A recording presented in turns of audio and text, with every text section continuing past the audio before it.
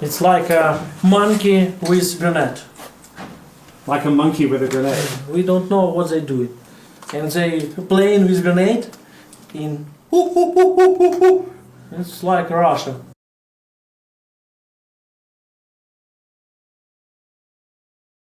You just heard from is a Ukrainian man from the southern Ukrainian town of Mykolaiv, a area of Ukraine that is still unfortunately occupied by Russian troops.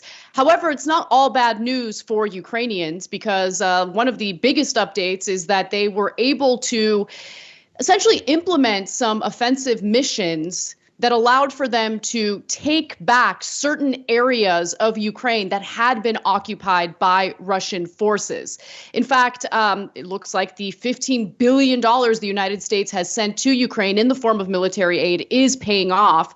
Ukrainian troops have made gains, and Russian troops are reportedly fleeing the country, or at least parts of the country. And this is after 28 weeks of occupation. Reports indicate that Russian troops just dropped their rifles on the ground and booked it in certain parts of Ukraine that, again, they had previously occupied. Now, there's always fog of war. Some of these details have yet to be confirmed, but it does appear that the military weaponry that Ukraine has been able to obtain thanks to aid from the United States has paid off. And in this next video, you're going to see some more detail into which areas of Ukraine the Ukrainian troops were able to take back. Let's watch. How have the Ukrainians been able to do this, and what's the significance? Yeah, over 1,000 square miles. It's an area that was lost since February, but now has been gained back. The key here is Izium. That was the main center of command and control. But they did a classic military pincer movement. They brought troops in from this direction. They brought troops in from this direction. They were able to chase the Russian military across the Oskil River here on the other side, on the eastern side of the Oskil River. A lot of it has to do with the artillery, because now our artillery can fire 50 kilometers over. They're now being able to chase that Russian military well past that Oskil River, giving them that advantage on their side of the river. I think there's a lot of emphasis on the artillery, the weaponry, because, of course, it's meant to bolster support for the U.S. efforts to provide that kind of aid to Ukraine. And while I sympathize with that perspective, specifically because the United States had made security guarantees for Ukraine as long as Ukraine gave up its nuclear weapons, at the same time, it is fascinating to see how easily, with no debate, $15 billion of military aid gets approved for Ukraine, whereas here in the United States, getting any type of social spending passed is like pulling teeth. It's so incredibly difficult. Yeah. Well, Anna, I think that this story is really interesting in a couple of different ways, and we should be a little bit careful before we get too excited. But on the excited front, well, look, we sent a lot of money, really, over to defense contractors, and they sent some weapons to Ukraine. And you know, we're taking a lot of credit, partly because we're America, and partly because we want to make it seem like that $15 billion worked. In reality, the thing that worked the best were honestly the Turkish drones, and I don't say that because of rando Turkish pride. Oh, yeah, the Turkish drones. Okay. Yeah, no, and in fact, that guy, the guy who made those drones, is connected to Erdogan, who kind of likes Russia. So there's a little bit of drama there. So and Turkey's been playing both sides of this war. But the bottom line is that it doesn't matter where they're from. Relatively small military equipment won the day, as opposed to giant pieces of equipment that cost billions of dollars, right? No matter where it came from.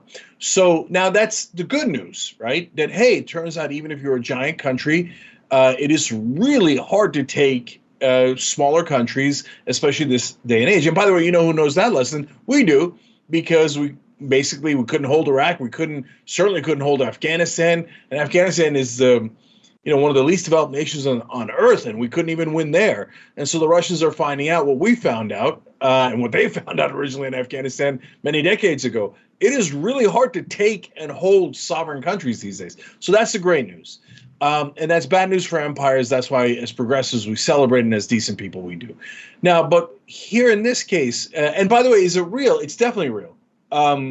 Because number one, you have Ukrainian flags going up in the town centers in every one of those major cities that they're talking about. You've got it on video. There's no question about it. But also, Anna, super interesting part that now has me worried is that the Russian media is admitting it. Now, Yes. wait a minute. If the Russian media is admitting it, Anna, there's some chance that it's like a tsunami. They're withdrawing so they could do a bigger hit later. And so I don't know that that's the case, but that is a possibility. And by bigger hit, I don't necessarily mean a larger scale invasion. They could just start dropping bombs from Russia that are much larger. So I don't know that yet, but it does make me worried.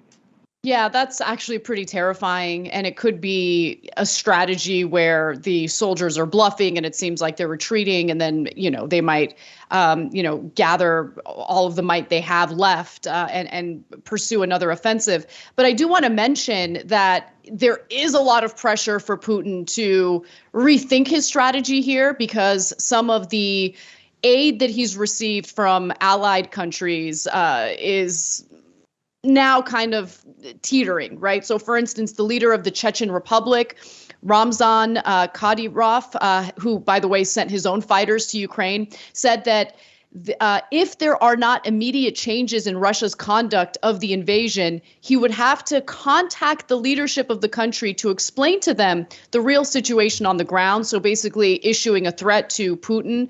The other thing is, Putin engaged in this invasion. He engaged in the very beginning with this false notion that the troops were going to go in and Ukrainians were going to accept them with open arms because they wanted to be liberated from Ukrainians' leadership. And of course, that was a lie. The troops were lied to, the Russian troops specifically. So they show up and no, they were not greeted with open arms. Clearly, this is a sovereign country that had no interest in being invaded violently by Russian troops. And so the fact that they haven't given up is pretty incredible. I wanted to also embarrass myself by attempting to name the towns that have been taken back by Ukrainian forces, including Kindrashivka. You also have Chokolovsky and also Veliki, which has been taken back. But the first town that I had mentioned earlier in this report, Mykolaiv, which is in southern Ukraine, is still very much under Russian occupation. In fact, if we're keeping it real, about 1/5 of the country is still under Russian occupation. So it would be inaccurate to make it seem as though Ukraine has won this war. It is still going on. I would like to see more of an attempt to engage in peace talks, not just by Ukraine, but obviously by Russia in good faith. They claim that they want peace talks, but every time they claim that, they renege, they don't take it seriously, and they continue engaging in this war. But actually, that's taking a twist, too.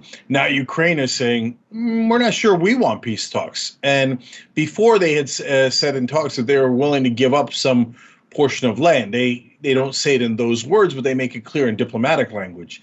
Now they've come out and said, no, we're not going to give up any land, including Crimea. We're not giving up an inch. So the Ukrainians definitely think that they're winning. So now let's go back to the drama of whether that's actually true or not. Look, there's only two possible explanations for the Chechen leader coming out and saying something harsh against Russian leadership and Russian media allowing news of their retreat. One is internal dissension. Putin has lost at least complete control. He probably still has, in this theory, a lot of control, but cannot contain everyone anymore. So things are leaking, okay? And so that is good news if that's the case. Now, the bad news scenario is a theory that, well, like I said, a tsunami, the wave withdraws before it comes in and crashes much harder. One of the reasons the Russian soldiers might be in an absolute panic to leave, and I can give you more details of that panic in a second, Anna, is that they might have gotten the orders, no, we're going to bomb the hell out of that place. You got to get out of there because we're not doing smart bombs. We're just doing mega bombs, right? And so I have no idea if that's the case. And I don't want anybody to panic. I'm not a war expert, but it is weird that the Russian media, which does 100% propaganda, is conceding that they are running and that they are retreating. You see what I'm saying? Yeah, of course, of course. there could be some surprise attack. I think that your theory is, or at least the possibility of what you're saying is, I'm not going to say likely, but it could happen. I also wanted to just quickly go to one more video because The Guardian went and spoke to the people living in Mykolaiv, and this one elderly woman really stood out to me. She was a feisty one, and what she had to say about Putin was interesting. So let's take a look.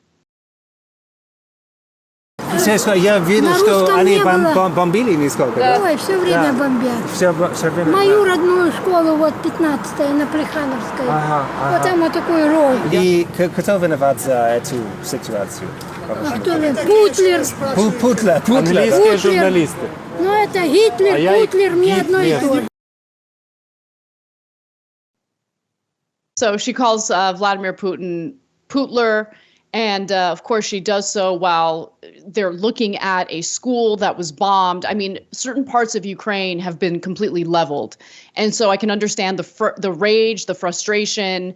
And I can also understand why, after all of this, after all of the efforts to engage in peace talks in good faith, and Russia essentially reneging on any of their promises or agreements, I can understand why Ukraine is like, well, we've got the military might now, and it appears that they're retreating. So maybe we're not interested in peace talks.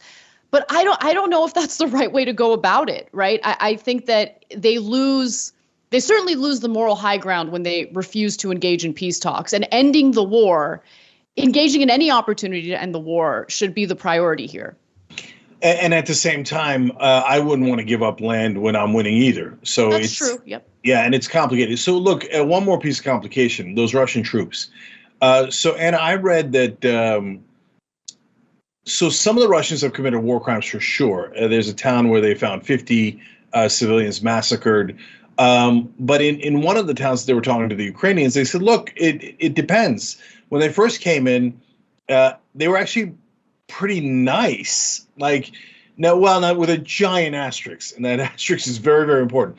But they said that they had come to liberate us from America. And we were like, America doesn't control us. Because the Russians, the soldiers, have, remember, lived in Russia, where they have nonstop propaganda that Ukraine is occupied by Nazis and by America, and that they were going to liberate them. By the way, remember, here in America, we also live under propaganda. So when we did the Iraq invasion, a lot of the soldiers really thought we were going to be greeted as liberators, because that is what Dick Cheney had told them, the Bush administration, and it's a long time ago, but we were on the air. And I can tell you, and you can see the old clips of my great frustration, the mainstream media would not correct that. They made it seem like, oh, yeah, there's an excellent chance that Iraq is going to love being invaded by us.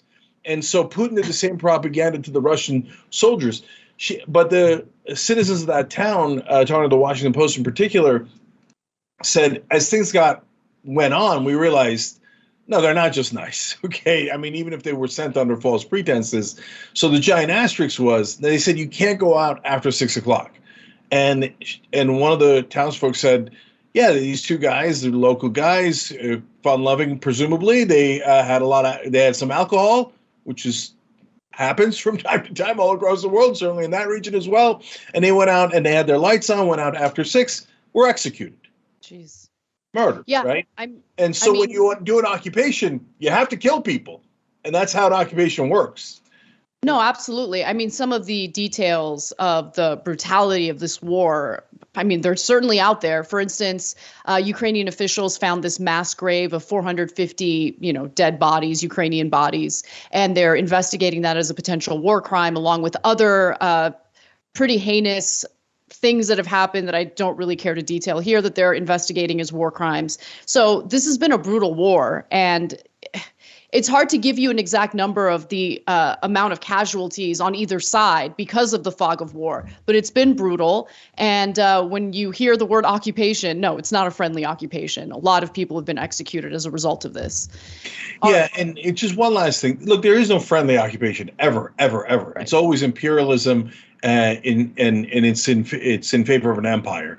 And so, but if the Russians withdraw now, and they still occupy 20% of Ukraine, so they're not anywhere near a full withdrawal. That's important context. But if they withdraw now, it will have been an awful, terrible imperialist attack against a sovereign country, and it will have been nowhere near as bad as what we did to Iraq.